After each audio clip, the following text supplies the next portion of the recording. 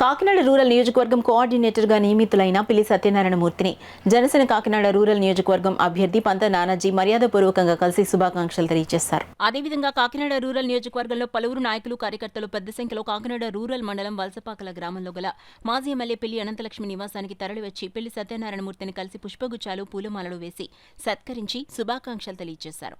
ఈ సందర్భంగా పిల్లి అనంతలక్ష్మి సత్యబాబు దంపతులు మాట్లాడుతూ రాబోవు ఎన్నికల్లో జనసేన టీడీపీ ఉమ్మడి అభ్యర్థులను గెలిపించేందుకు పార్టీ శ్రేణులంతా కృషి చేయాలని పిలుపునిచ్చారు. ఈ కార్యక్రమంలో టీడీపీ నాయకులు, కార్యకర్తలు, మహిళలు పాల్గొన్నారు. జాతీయ తెలుగుదేశం పార్టీ అధ్యక్షులు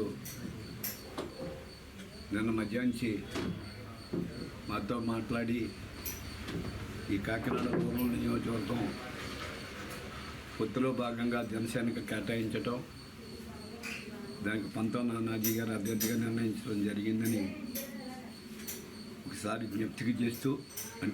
జ్ఞప్తికి చేస్తూ ఉన్న మాట ఎందుకు వచ్చామంటే, సెప్టెంబర్ 1వ తేదీనే ఎక్స్ఎమ్మెల్యే అనంతలక్ష్మి గారు నా భార్య నన్ను కూడా కేకేసి బహుశా మనం పొత్తులోకి వెళ్తాం, భవిష్యత్తులో పొత్తులోకి వెళ్ళినప్పుడు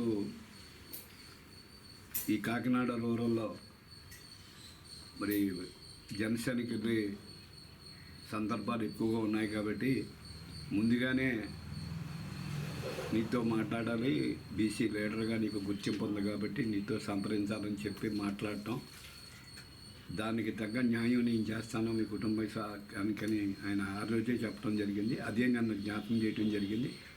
ఏది ఏవైనా నాయకుడు చెప్పాడు కాబట్టి ఎలాగా తెలుగుదేశం పార్టీ తరఫున చేయటానికి మేమందరం కూడా సిద్ధంగా ఉన్నా, ఇంకా అయినా మరి హెచ్చరించి అత్యధిక మెజార్టీతో నెగ్గించాలని పిలిపించిన దాని మేరకు నా సాయశక్తుల మా కేడర్ మేమందరం కూడా కూర్చొని ఏ విధంగా ప్లాన్ చేసుకుని ముందుకెళ్ళాలో ఆ విధంగా ప్లాన్ చేసుకుని ఈ ఎన్నికల శంకారావం పూరించి విజయం సాధించడానికి మా వంతు కృషి చేస్తాం.